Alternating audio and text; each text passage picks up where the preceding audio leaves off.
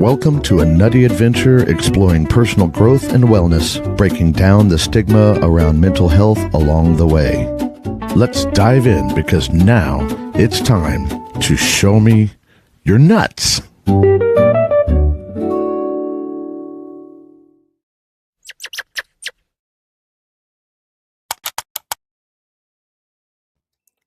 Good morning, everybody. It's Thursday. Who's got their coffee ready? I had to go cold coffee today because I was hot this morning.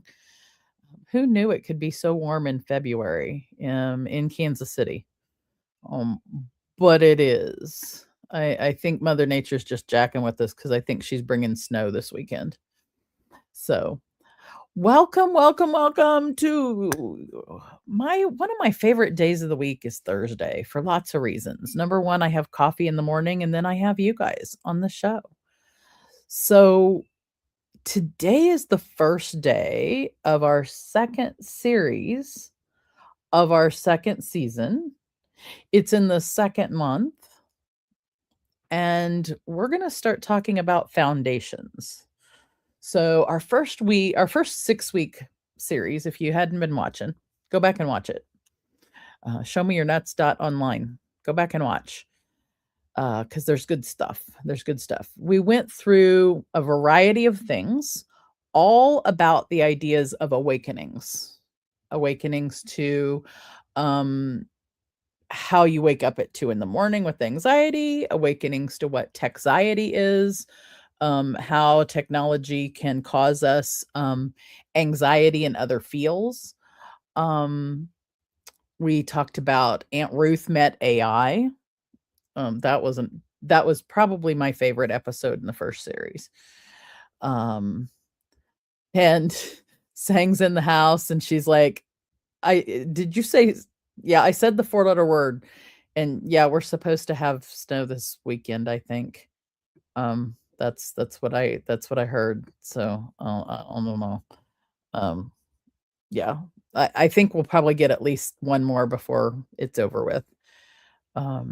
That's how Casey kind of rolls.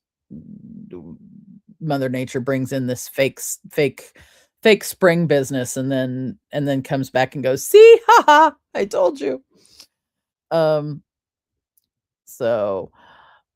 She messes with us. She just messes with us. So she's like, I'm not awake yet. Nope, sorry, we're not going to wake up for spring yet. So speaking of awakenings, so we talked about lots of awakenings. Aunt Ruth met AI and was kind of waking up to the idea of using AI. We last week, that amazing episode with Lori, and she and I both talked about our awakenings after we put our different mental wellness challenges. Mine, I say I put into remission. She says she got rid of her depression. And that's some big awakening right there. Is how do you live your life daily without something so huge like depression or anxiety when you've lived with it for so long. The jury's still for me, the jury's still out on that because there's still times where I'm like, wait a minute, I don't have anxiety anymore. And when I say I don't have anxiety anymore, let me clear that up. It doesn't mean I don't get anxious about things. It means I don't live with that constant poke, poke, poke, poke, poke, poke, poke, anxiety, anxiety, anxiety all the time that generalized anxiety disorder brings. Or that a clinical version of anxiety.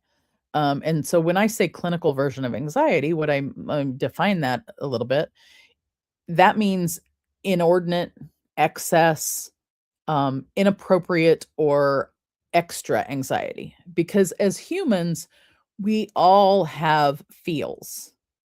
We're all supposed to have feels. That's why we're here. We brought ourselves here to have these feels. And so when you have feels, when you're angry, you have an outburst of anger, that doesn't mean that something's wrong with you. It means you're pissed. Now, if you're extraordinary words, it's Thursday morning. Words don't always happen on Thursdays, apparently. When you have excess, inordinate, excessive, or inappropriate, when you have inappropriate or unfounded anger, anxiety, depression, feels, anything that is excess or inappropriate. In other words, it doesn't fit the situation. That's when you lean toward either a clinical version of something, or just, it could even be your body, your whole body's GPS going, hello, something's up. Look at me. I'm here. Look at me. This is something you need to think about. This is something you might want to change. And so those things in and of themselves are awakenings. When you start paying attention to your body, the literal physical feelings you have in your body, where is that feeling? When you feel anger, is it in your chest and like an elephant sitting on it? Is it in your head and you feel like your head's pounding? Is it your hair standing straight up on your arms and you feeling hot and edgy? When you start paying attention to those feels, that is, and then you can start acting to them and dealing with them in a different way. That's your body being your own GPS. We actually are the best GPS system we have. We just don't know it. We're not taught that. That if we listen to ourselves, our own body, our own reactions to things can tell us a lot about what's going on, and then help us figure out point in which direction to do something about it, like GPS does. It's like, okay, you're at streets X and Y, you need to turn left, then go down 2 blocks, turn right, go up the hill, go around the roundabout and, take the second right and go on past the Eiffel Tower and you're there, right? Our bodies have a GPS in how we interact with this world. And so the awakenings of those things are also important. And when you start realizing that your body is a GPS. So this next 6 weeks, we're going to dive deep and take things a little on the kind of the next step, which is foundations. It's what are the foundations of, once you realize, hey, this GPS has told me something and it told me that it told me that I need or want to go somewhere else. Then the foundations are figuring out, how do you make that plan to do the next thing? What are the things you need to do to build the foundations? And as we do here on Show Me Your Nuts, we talk about the intersections of mental wellness, technology, and life, and spirituality even. So we kind of bring those intersections together to and so each week we kind of focus sometimes on a little bit more of one thing than another. And today we're at the intersections of tech and mental wellness. We're looking at the foundations, and we're looking at digital overwhelm. Personally, I'm going to count myself lucky that I don't feel what others feel when they describe digital overwhelm. I don't feel it as often. I do feel it, but not as often as many people do. And I think that's because I have, I'm a technophile. I love technology and I love innovation and I love visionary new, anything that brings together X and Y that are different from each other and brings it together into this new thing. I love innovation like that. It's not just technology that I love, it's the innovation. It's the how do we bring two things that wouldn't normally be together and bring them together. I think of those old Reese's commercials when we were kids of who got chocolate in my peanut butter, who got peanut butter in my chocolate. And I have theories on the peanut butter and chocolate, and mine are a little different than most, but there's got to be the perfect ratio. There needs to be enough peanut butter, and by enough, I mean a lot. And it needs to be dark chocolate. That's my current iteration. Now, that's for me. If you like it another way, you do you, boo. You do you. In fact, I'll take peanut butter and peanut butter. Like one of my adopted moms used to joke with me that I would eat peanut butter if it were smeared on various things, and I'm like, no, there are limits. There are limits to even for me. There are limits. But I digress as I usually do over here.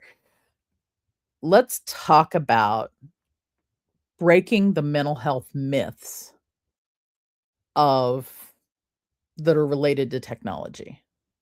Let's dig into that a little bit and crack some nuts on that. I thought I had a graphic for that, but apparently I don't see it. I thought I had a nutcracker graphic. I'm gonna have to make me one of them. I'm gonna see who's in the chat real quick. Nakiwate Doreen. Hey, good to meet you. Greetings from this side right here. And G's in the house. Oh my gosh, G, I saw that you were watching Project Joy yesterday. I went and watched the replay from Project Joy yesterday, and I saw that you were in the house. I can't, I can't wait to have you on the show, girlfriend. We need to talk. We need to talk and have you come hang sometime. And tech, oh my God, when it's used properly. And let's I don't know if you would agree, but to me, any tool, be it technology, a car, a printing press, a hammer and chisel, fire, which was our first tool, any tool can be used for good or evil, good or bad.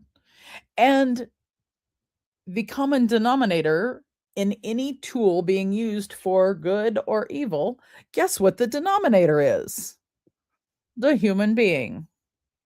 And so, like, really, it's the human being that makes the choice of whether it's used properly, I'm going to redefine properly as good and hopefully and see if you and I are on the same page or not. We may not be, and that's okay. And say that evil is like used improperly. And yes, I am glad. You know what? I am so happy that your schedule is nutty, because a nutty schedule means you're out there having fun, because you wouldn't do it if it's not fun. If it's on your calendar, it's going to be fun. I'm sure of that. And mic drop, G and Stacy are on the same page. That happens frequently. Like we share part of a brain or something, or we're energetically connected, as humans should be. Let's look at some myths on mental wellness and technology. a little bit deeper in that one. So the myth I want to crack is this one. So in the chat, you guys tell me, here's the myth. And then I want you to just react to the myth and tell me what you think. The myth is, if tech stresses you out, you just need more discipline, or you just need to get rid of it.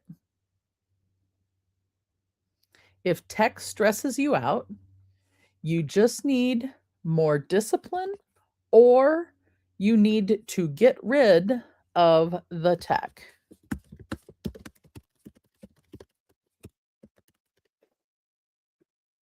And so I'm going to put this on a banner.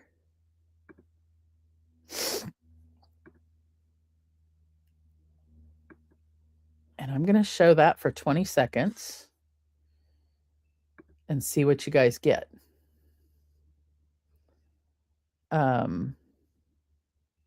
So if tech stresses you out, you just need more discipline, or you need to just get rid of the tech. Tell me what y'all think, because I have some ideas of what I think, but I want to hear from you. If tech stresses you out, you just need more discipline, or you need to get rid of the technology. Because I don't think so. To me, that is a myth. It's like a big old walnut that needs cracked. I don't know if it's an English walnut or a black walnut. I'm not sure. If tech stress, okay, so here comes G with her answer. If tech stresses you out, I believe we need to discover the why. Getting rid of it isn't a solution, and more discipline is vague. Woohoo! Look at her with the drop. Yes, we need to discover the why. The myth is that it's the tech that's stressing you out. One of the part of the myth is that. And getting rid of it isn't a solution, because that actually might make things worse. And the word more discipline is definitely vague. It's vague, and I think it's value laden. It's blaming. It's not helpful when you do that kind of thing. It's not helpful to say you just need more discipline. To me, that's it's value laden, and it says that the person is at fault. And I don't think there's not a fault. The tech is not at fault, nor is the human. So like you just need more discipline. That's not helpful. It's calling fault to the human, and that's not right. But the listening to your GPS and figuring out the why, right? Figuring out the why do you feel stressed out? And it could even be that you're using the wrong tech. It could be as simple as that. I'll call it simple, but that's for me. It could be that may not be simple for other people. So let me back up. It could be that you're not even using the right tech for what you're doing. It could be that you need help with it. We all need help with stuff once in a while. There's things that some of us do that are, like, I've never made a piece of software I can't figure out, but other people, that literally does, like, it puts them in freeze mode. For me, I hate accounting. I can't stand it. I know how to deal with a spreadsheet. I know math. I was going to be an engineer out of high school. I went all the way through calculus. I know math. But accounting, oh, I need someone else's input and help on that. So you could even be like adjacent to the thing and still need help with it. You could be really good at the thing and need help with it because you've got a lot going on. So there's lots of reasons that you might need the help. So the truth of the matter, of this matter, is frankly that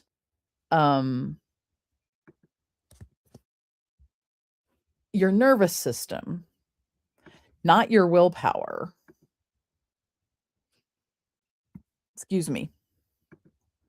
your nervous system, not your willpower, is overloaded by digital noise. And the boundaries are what you need because boundaries build balance. So even for those of us who are technophiles and love, love, love, love the tech, we still occasionally have overload of either digital noise or some kind of noise, and we need to build a boundary. And actually, one thing I know of Miss G, who's in the audience, she builds very purposeful boundaries on when she's on and when she's off. And I do too. We have different plans. We bought different plans. We were in different lines in the build your boundary workshop, and she bought one package and I bought another. And you get the package that works for you, right? Your nervous system, whether it's technology and there's digital noise, or whether it's people and there's energetic peopling noise, whether it's work and it's task noise, whether it's television being on, kids being around you, any number of things that your nervous system gets overloaded with. And it's not your willpower. It's not your discipline. It's not you're not good enough or you're not doing the right thing. It's literally that you need to build a boundary of this is how much I can take at any given time. This is when I need to do this or not. One of my personal boundaries is at 5 o'clock, I turn the computer off and take a break. Now, that doesn't mean that I take the rest of the evening off because I am a technophile and I love my technology. Technology for me is my tool to interface with the world. So it's not a struggle for me. It's the how I interface with the world thing. I spend time with real humans in real spaces. The only thing I can't do with them is physically touch them, but I spend real time talking about real and deep subjects with other human beings around the world through a computer screen. And just this morning, I witnessed an amazing discussion between a couple of human beings about lots of things that are going on in the world right now, about each of their experiences. And I do that almost all week. So yes, I'm on a device, but this device allows me to go around the world every day. So to me, it's a tool that allows me to do that. It's not this thing that gets in my way that I have to, that's causing me stress. Now, again, it's very, very personal. We each have a different view of it. And like she says, amen, yes to the human connection. The reason personally Stacy uses tech is to either automate all my shit so that I can get more done so that I can spend more time doing the human connection, or more time for self-care for me when I do turn the computer off and do something else. It's the tool, right? I even use it as a tool for the self-care at times.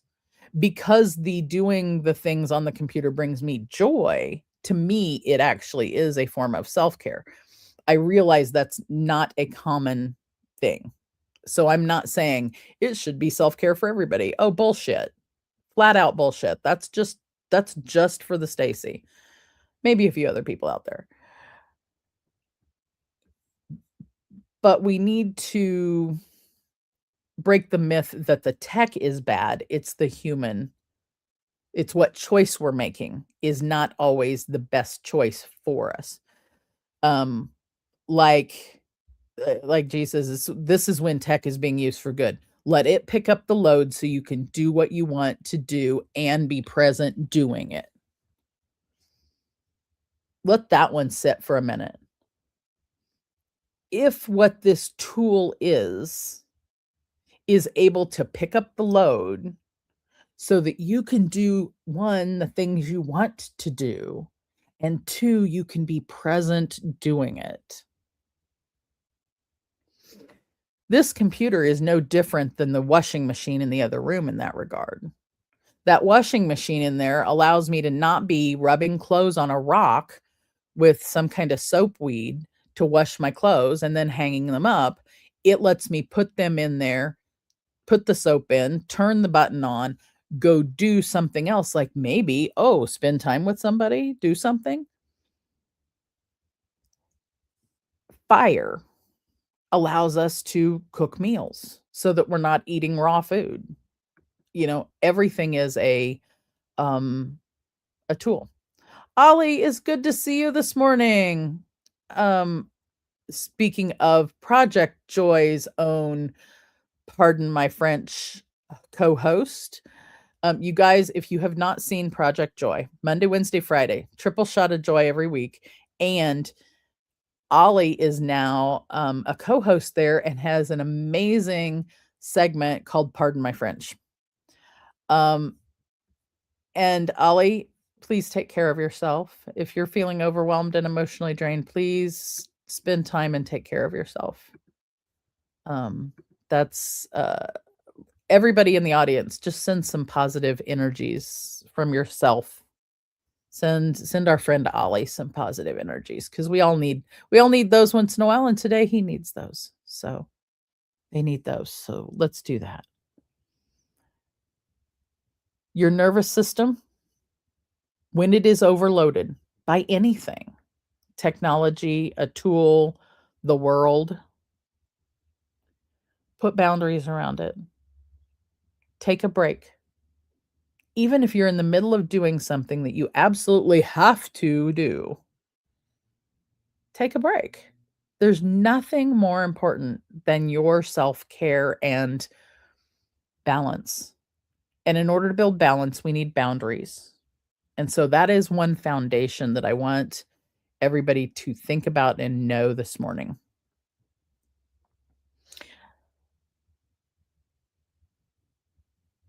So in that vein, I want the next question is, are you digitally fried or just fine? Are you digitally fried or just fine? And the question I want you to answer is, it's kind of a multiple choice again, just like the last ones. How many tabs do you have open right now? And I don't want you to just answer on your device.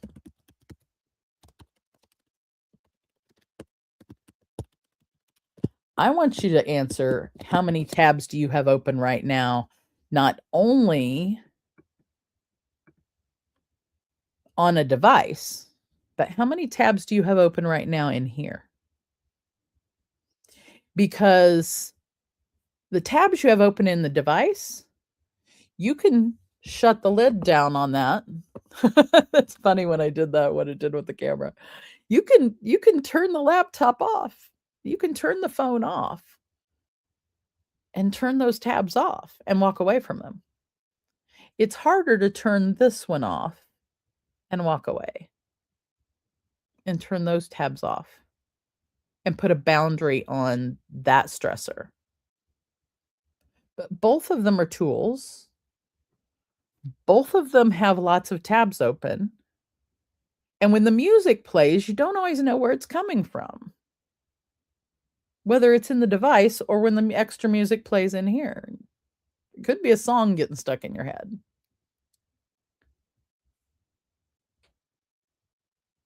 Putting boundaries around having too many tabs open in the device may be easy. Turn the device off, walk away. Closing the tabs in our mind, that requires some more, you can't just unplug the plug. You can, but you not always in a position where you can just go and take a nap and go to sleep, which to me is the same as turning the computer off, is going to sleep, taking a nap. But meditating obviously is a really good one. Going and doing something. I had a friend the other day, she was describing, she's trying to do new fun things and do things just for fun and spend the time with that. And one of the things she was describing was She had spent, an afternoon watching a movie with some friends online. The tool can be used for fun, y'all. Um, Spent the time watching a movie online with other friends, and how much joy that brought them. And so they were able to spend that time just escaping and watching a movie, and then spent some other time just escaping and watching a movie. But you could escape watching a movie, you could escape reading a book, you could go outside for a walk and escape into nature. You could go and people watch at the local casino, or I used to say mall, but we don't have that anymore so much. Go to a local shopping area and just get a cup of coffee or a soda or something and sit outside, or sit in a window near the uh, out of next to a window, and people watch. Um, there's lots of things we can do to turn all those tabs open in our mind off and just kind of drift out a little bit. Um, and we should do that more often. Putting boundaries in our day such that um, we have other things we're doing other than um, work obligations. Another example of a boundary slash doing something good for yourself is things like going to lunch with friends or having a just a hangout time. I have every single week on my calendar, 9 a.m. Thursdays in the Quantum Quaff, which is a virtual location, we have what we call coffee. It literally is a social hour. You see the logo up above me for Quantum Quaff. Every Thursday at 9 a.m. Central since 2019, we have had this event. Now, 2019, pandemic hadn't happened. But boy, howdy, once the pandemic happened, coffee became more and more and more important because it was time for humans to connect with each other, especially many people who weren't usually in that tech video call world like I was, because I started doing that in 2001. Yes, 2001. I started doing video calls, at least that early. As soon as I found something that did it, I started doing those. And a video call every week with friends that is just open house style and just come in. The only rule in coffee is do no harm, but we talk about anything, everything, and nothing at the same time. Sometimes the discussions are serious and deep, and sometimes it's what we had for dinner. And that block of time on my calendar is blocked out. I don't go to other meetings during that time. I don't schedule other things. The only thing that can get in the way of coffee is my friends or family members having something that I need to be at. And those need to be, they can't just be, "Oh, hey, can you come to this thing?" It's, "Oh, I'm sick and I need somebody to be here." Or, "Oh, my husband's saying, 'Oh, let's go out of town for the day.'" Oh, I've got one of my coffees coming up, but I probably am gonna actually still do coffee from my phone in the car 'cause we're gonna be driving. I can still do coffee. The important part about my saying that is that if you are on my calendar, or coffee like that is like me putting all my friends in my calendar for 1 hour a week, my friends are all in my calendar at coffee. And if you are in my calendar, or if you want to be on my calendar, it's not because I don't have time for you. It is because if you're on my calendar, you mean something to me. You mean something to me to that I am going to block out other things I could be doing. I'm going to block out so that people can't make appointments with me. I'm going to block out anything else so that you have that time with me. Asking you to put a time on my calendar doesn't mean I am so busy that I can't make time for you. It means I am making time for you, and I want that time to be for you and not for something else. And I think all the way around, we kind of need to talk about how important that is to each other. So, is having time with each other. And I'm going to go back to what G said about human connection, right? And the other thing that I have technology do, like I said, have it pick up the load so you can do what you want and be present. Have the washing machine do the laundry so that you can spend time with people. Have your business automation system send automated emails out that you're going to send out anyway to lots of people, so you're not stressing on that. Have it do social media posts for you so you're not stressing on those, and you can spend your week doing what you want to doing what you need or want to do.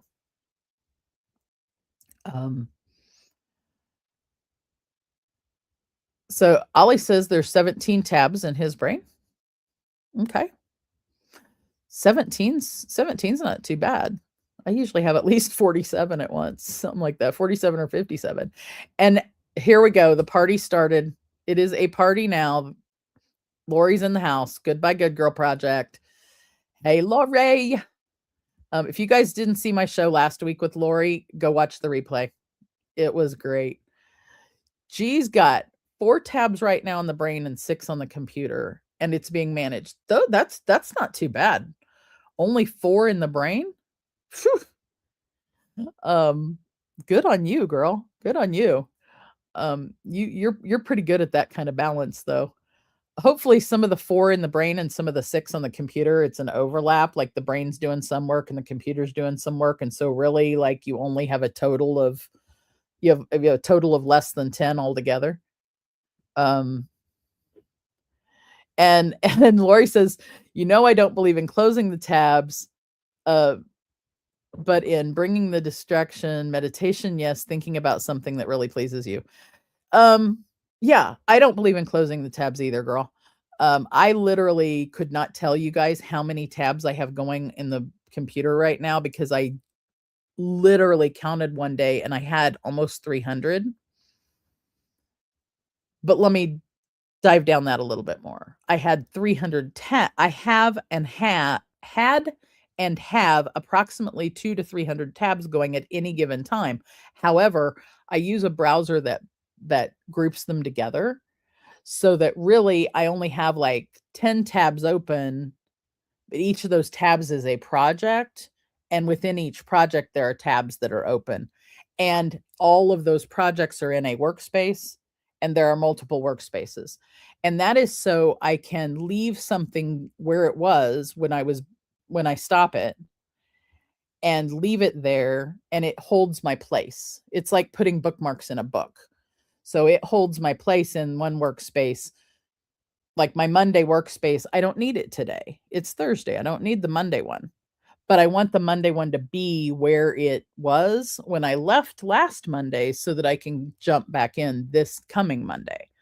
My Tuesday workspace, my Wednesday workspace, I have certain things I do on certain days, so I have the projects where I left them last, so that then I can go straight back to them.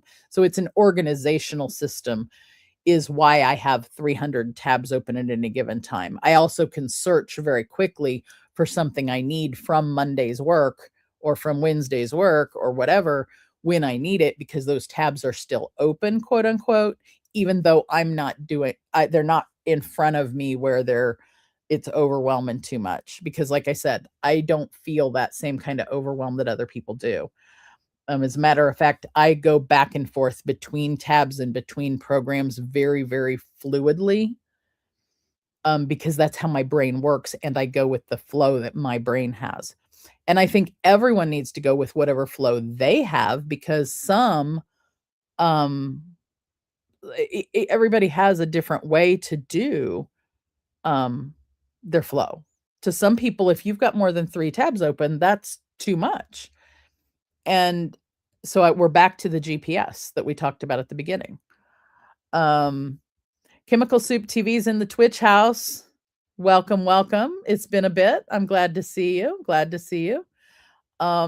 Ollie says 2001, The Nuts Odyssey. Was it on Skype?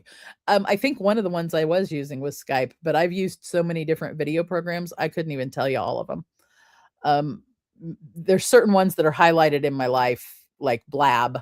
So 2014, there was a site called blab.im, and it actually, I have friends that I speak with on a weekly basis still, and Blab was open 2014 to 2015 or so. So it's been 10 years ago since we had the platform we were on, and it built an amazing community. And that community still interacts with each other. So we built an incredible community that still talks to each other. And then there's some other communities that I've been involved in that I really, really am comfortable with, though. Crucial for mental health. Yeah. And Cafe du Bain. Am I saying that one right, Ollie? Let me know. I live and move by the calendar. Oh my gosh, G. Yeah.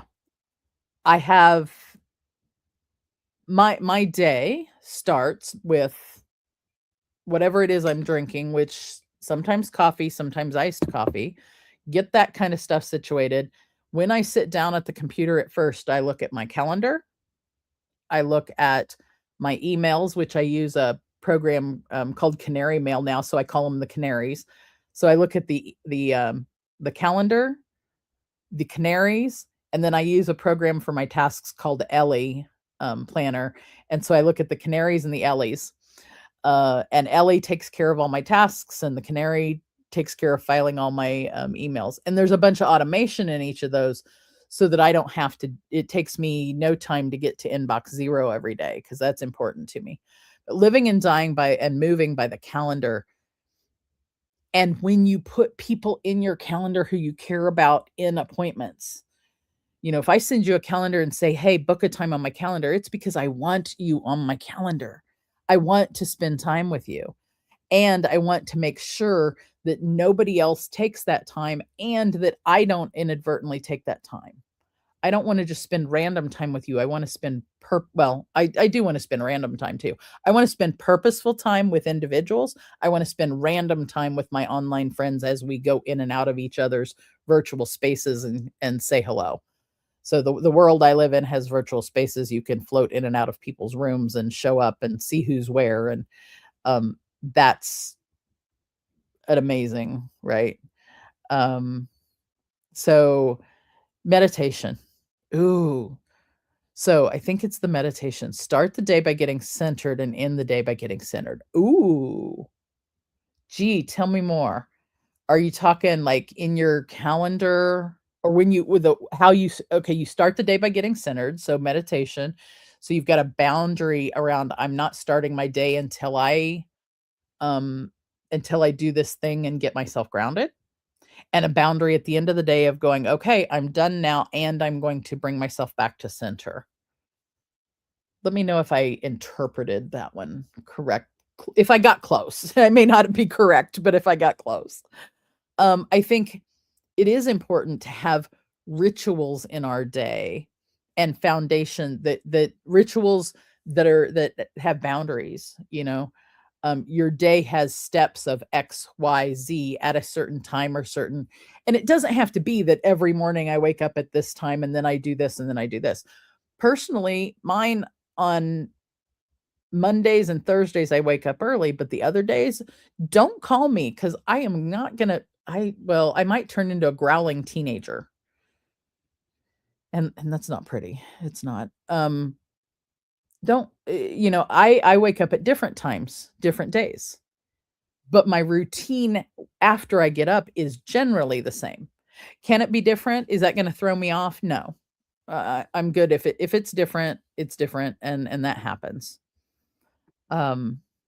Practicing mindfulness is why she doesn't have a lot of practicing mindfulness is why she doesn't have a lot of tabs going. And so mindfulness in where you're at in what you're working on. So being mindful of what you're working on and being in that moment. Let me see if I got that one right. I just need to put everybody just needs to come by, sit in the different seats, and then we have a full discussion on the screen. So just to give us a little bit of a break, I'm going to tell you guys a little bit more about the Breakthrough Show Network, where this show lives, because there are some amazing shows on the Breakthrough Show Network. I'll be right back. Breakthroughs are about more than you might think. They're about discovering who you are, digging deep, reaching to the core of your soul. They're about healing. Healing yourself, understanding your beliefs, creating a ripple effect. And it's not just those initial moments that matter. It's about using them to bring more joy into our own lives and the lives of others. It's about having fun, letting loose, enjoying every moment life has to offer. It's about finding a safe space. It's about creating connection.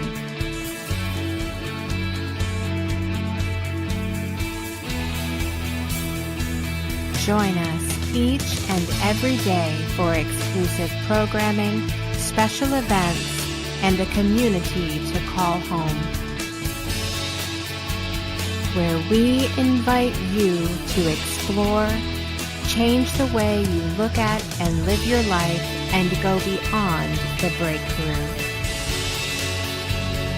So we ask you, are you ready? We'll see you online at thebreakthroughshow.com.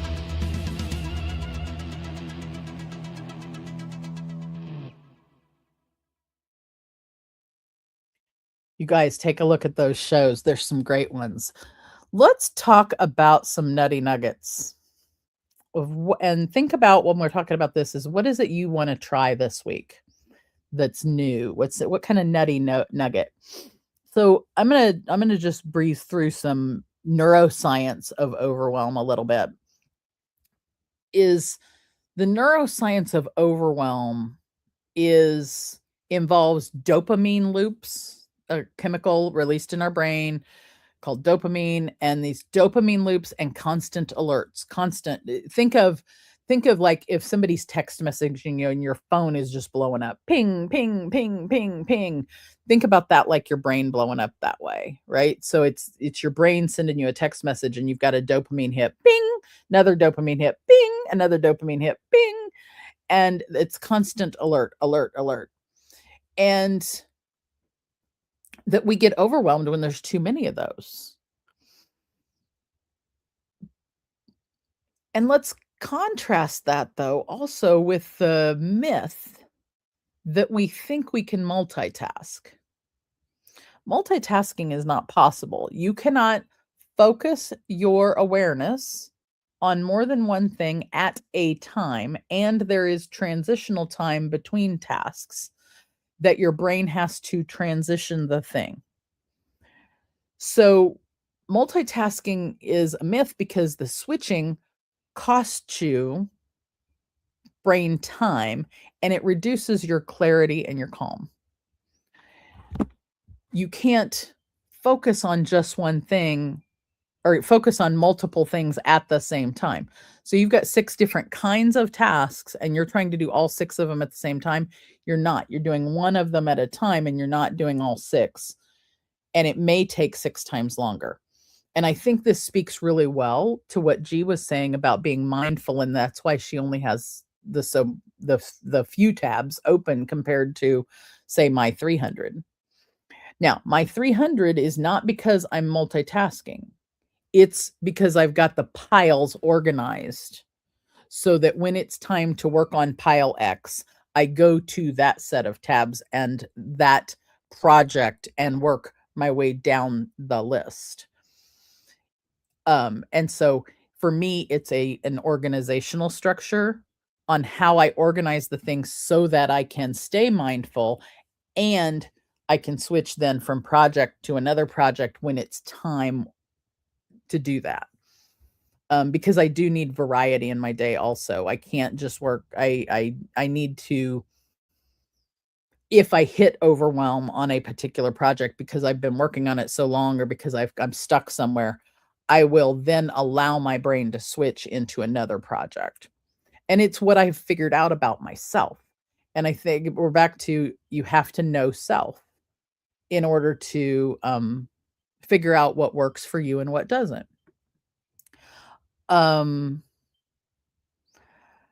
Ollie is also asking for more help expressing voice and needs, seeing a tsunami coming and feeling overwhelmed and freaked out. Ollie, you have hopefully you have lots of us that are friends, and anybody who's in the audience who knows Ollie, please help me well, if you don't know Ollie, you should.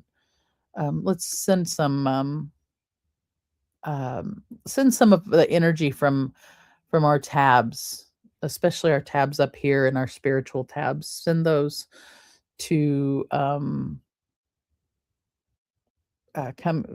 our dear friend. If anybody in this world knows words and the specificity of words and the power and the energy that words have, it's my friend Ollie.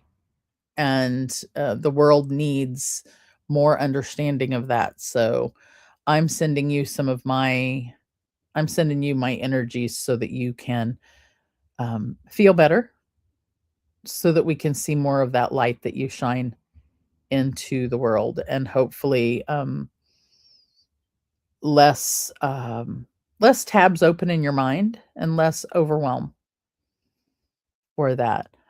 I'm going to define one more thing, and then let's look at some things we can do about those overwhelm things.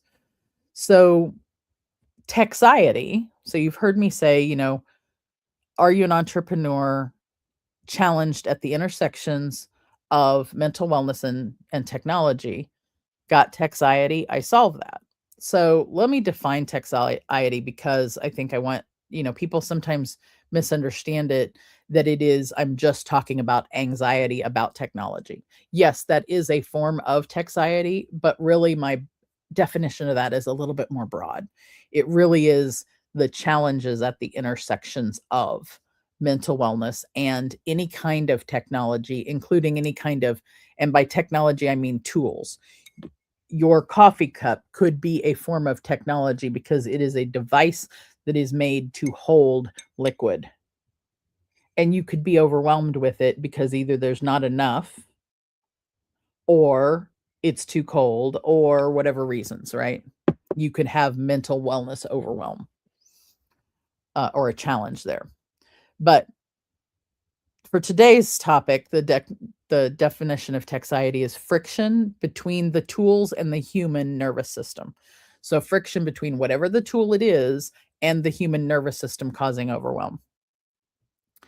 And our brains send digital signals, or send signals about digital burnout long before you realize it. It sends signals to our body that we're tired, that we're stressed, that we're overwhelmed, that there's too much going on. It makes us go through the 4 F's, and let me see if I can remember those. Fight, flight, freeze, or fawn. So you've heard of fight and flight. So fighting, obviously, grr. Flight, running. Freeze, when you stop and go, you're like a deer in the headlights. And then fawn is kind of when you're shrinking back into yourself. And overwhelm can cause any of those 4 things very easily. And it can send our body sends us signals to do that thing when we hit overwhelm. And that's just one way that we kind of can watch for those things to see, are we in any kind of overwhelm, and not just about the tabs open on the technology, but the tabs open here. You might not be near any digital technology and become overwhelmed. Life can overwhelm us. And and it's recognizing when we're in that fight, flight, freeze, or fawn state, and knowing what to do with it. Number one thing to do with it is it's okay to ask for help. It's okay. We're all humans on this planet to help each other get through this life. And it's okay to ask somebody else for help because you've probably, number one, you've probably either helped that person or another person at some point in your life. They're going to need help at some point in their life. We're here to help each other. We're here to be resources for each other. So why do we feel uncomfortable with asking for that help? That's another thing we need to examine within ourselves. We're talking about a lot of examining within self today. That's kind of a theme, I think. There's also 3 things that you want to look at when it comes to technology. There are 3 T's that you can look for, of things that you can do to limit that digital overwhelm, right? So since we're kind of talking a lot of digital overwhelm today, let's look at 3 T's that you can look at to limit your digital overwhelm. So you want, and these are things to examine and potentially change. Those 3 T's are time, triggers, and tech space. Time is limiting your time on an app or a category, limiting your time on a project, limiting your time on a device, limiting your time on a category of type of tasks. Putting a boundary around the amount of time or around the time you spend doing X, Y, or Z. Triggers. You would do a triggers audit, and that's noticing what sparks the stress. Just like we were just talking about that whole, like, noticing what's going on in your body. When you look at a particular software or a particular project or a particular tab, or you're trying to figure a certain thing out and you get overwhelmed, stop and feel into your body and see if you can find out where that trigger is landing. How does it feel in your body? Does it have a smell? Does it have a taste? Does it have a sound? Is it in a particular part of your body? Does it have a particular sensation, a particular level of the sensation, high or low? Kind of like when the doctor asks you about pain at the doctor's office, is it a scale of 0 to 10? At what scale is it? How long has it been there? How often does it happen? Noticing the things. So doing a triggers audit could be noticing all of those things.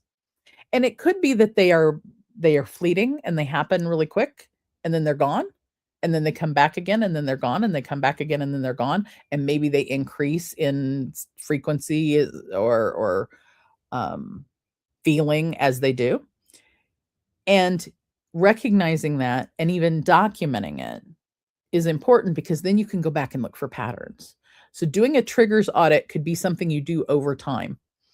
It could be as easy or as simple rather as using the technology to help you track the thing. Type it into your own private GPT on your device, or your own GPT that if you're comfortable using one of the public GPTs, but putting it in a particular folder in your account. You can also put a GPT on your device, on your local device, and have it just run local, and it be a place where you can put your notes and then ask it questions about your patterns. You could also say, hey, Google, remind me that I had blah, blah, blah, blah, blah feeling in my chest at such and such a time after such and such happened. Or, hey, ALEXA or SIRI. You can use the tools to help you use the technology for good, to help you track what's going on. That actually does several things at once.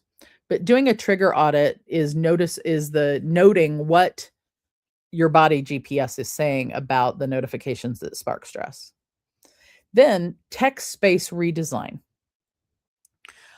Tech space redesign are things like, when you go to dinner, do you turn your phone upside down on the table or leave it in a bag? Do you have it in your hand? If you always have it in your hand when you're out at dinner, are you spending the time with the other person if you're with another person? Or are you spending the time with yourself as you might want to do? Or are you spending the time mindfully eating as you might want to do? all different decisions for different people. We all have different needs and wants and desires and goals in those things. And so you always have to do you. Always. If somebody tells you in a program, oh, you have to do it this, and this way, you have to do things my way, you have to do things this way, get out of no.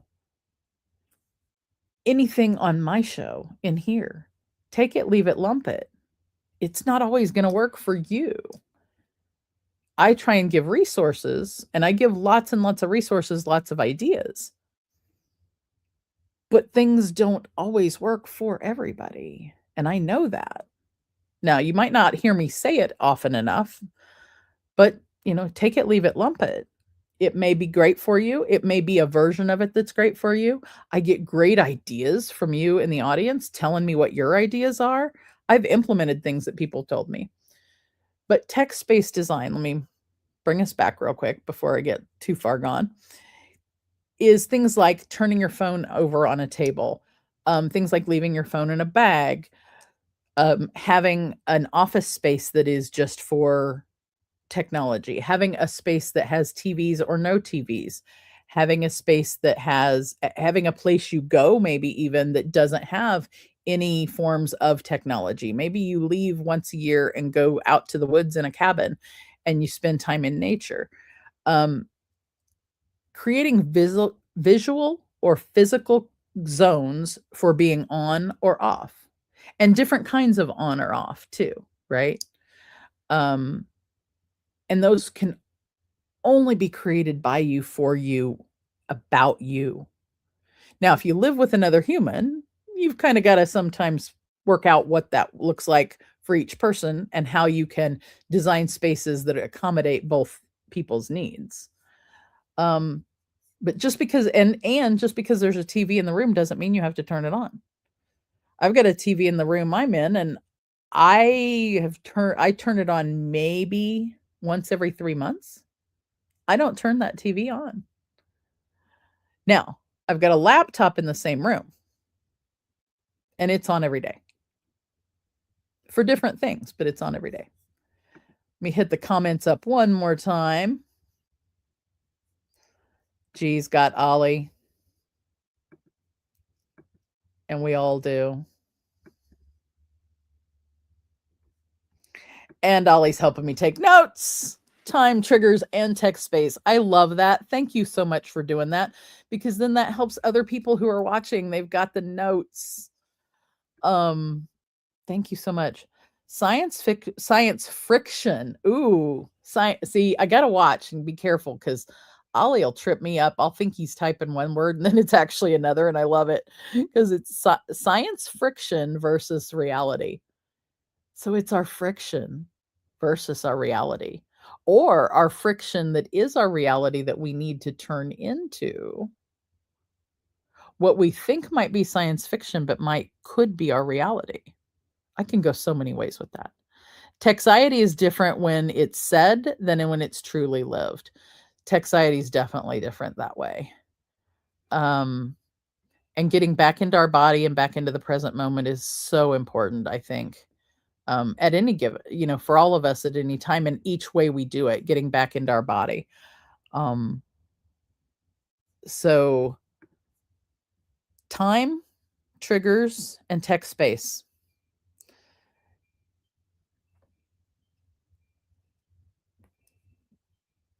I think I'm going to wrap us up today with one more myth kind of thing, and to look at kind of another myth debunk, 2 more myth debunks before we leave. I'm going to leave you guys with these questions. Does deleting apps fix Techxiety? If you delete the apps, does it fix the Techxiety? And can AI ever support mental health safely? 2 big tech myth nuts. Let's cracking these last 2 myths. Does deleting your apps fix Techxiety? And can AI ever support mental health safely? And if you're watching the replay, put it on pause and think about those two for a minute and then put your answers back in. So I'm going to ask them one more time and then I'm going to give my answers this time. Does deleting apps fix Techxiety? And can AI ever support mental health safely? And so my personal, individual, like 8.3 billion people on this planet, I'm the only one that gets what's in this brain, and this is where it's coming from. So take it, leave it, lump it. Deleting apps only temporarily does anything for Techxiety. If you delete apps, yes, it may feel relieved, but in actuality, if you've deleted an app, especially if it's something that has been something that is good for you for what you do for your work, or if it's something that keeps you connected to other humans, or if it's something that saves you time and productivity so you can do self-care, or if it's a self-care app, deleting the app can feel like it fixes the Techxiety, the challenge at the intersection of mental wellness and technology, but it's only going to be temporary because, number one, there's always something else that's coming that causes Techxiety again. So you haven't gotten to the root. Number two, you haven't always looked at your GPS to figure out what the root really is. So again, you haven't gotten to the root. So if you just delete the app may not be anything having to do with it. It may be your time, your triggers, or your tech space.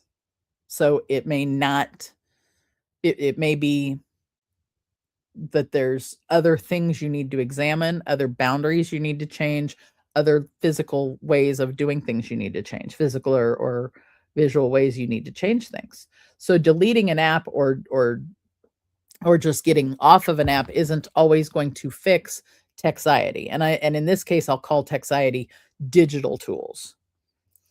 The second question of can AI ever support mental health safely? And I'm going to say an emphatic yes. And that emphatic yes is from the position of being a clinician, a therapist who assigns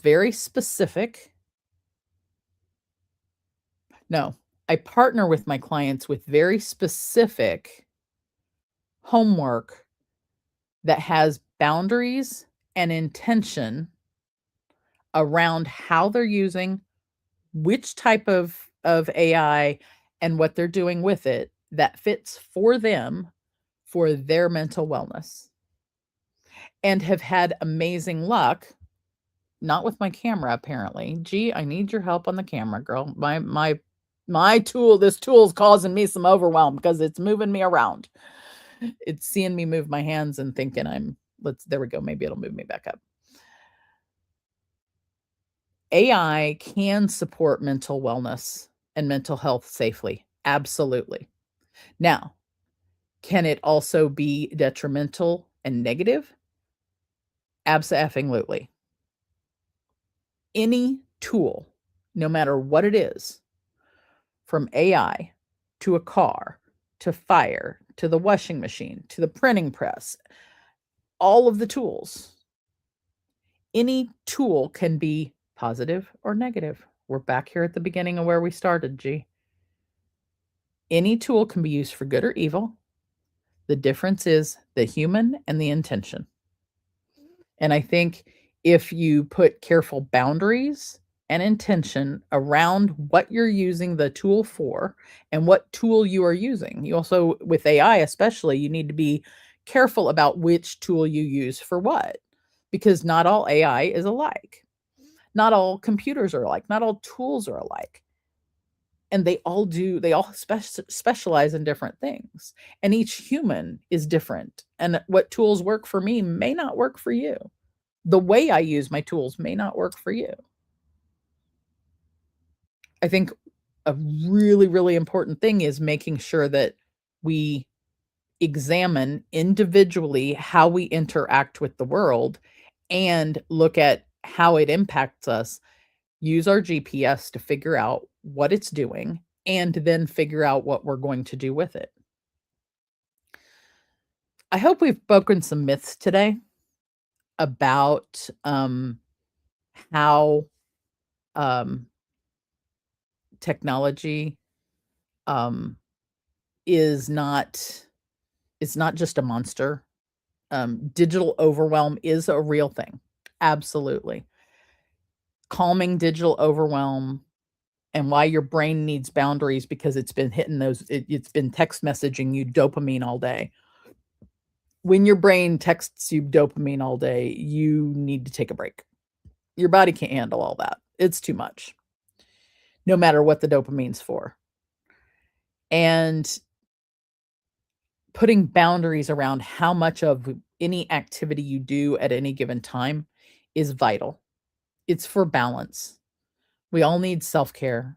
We all need activity. We all need human interaction. We all need the tools that we're using. We can all benefit from using the tools to help us get more done so we can spend more time doing this and taking care of ourselves. At the same time, you don't owe every ping your presence. Now, when I say that, I don't just mean the pings on the device. I mean the pings of our own mind bringing things up, and our own mind saying, oh, open this tab. Oh, worry about this thing. Oh, wait, over here, be mad at this person. Oh, look at this thing you're not doing well. Oh, look at how worthy you are here then. I mean those pings too. You don't owe every ping your presence. You owe yourself presence. You owe yourself balance. You owe yourself boundaries. You owe yourself to give presence to the things that are meaningful and positive for you. And I hope that that helps someone examine things differently in their life. Listen to your GPS. Listen to what it's telling you. Track it over time and look for patterns and see how you can interface with the world so that you have boundaries to have around each of the things so that you have more balance and so that you can spend more time doing the things that bring you joy. This shows one thing that brings me joy. I really appreciate everybody who's been in the chat today. And I'll thank you, G, for being here through the back of the beginning. And oh, here it is. AI would never replace Stacy's presence. Thank you, Ollie. I don't know that they can. I don't think they can build an AI that'll be like the squirrel. There's no way.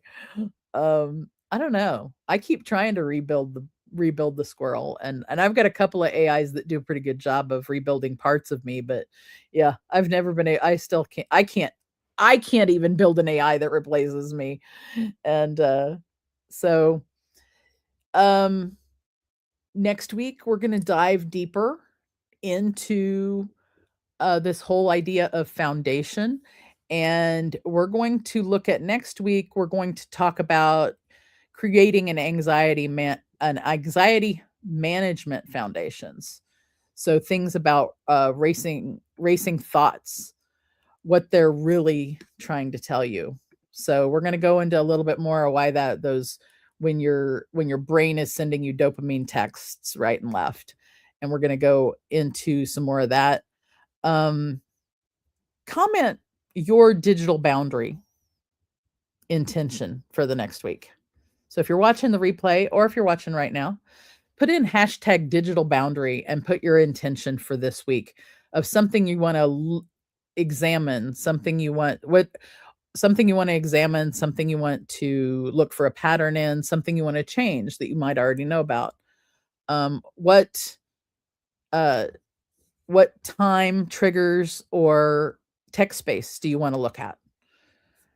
And I'll see you guys all next week for some more Show Me Your Nuts. Have a great week, everybody.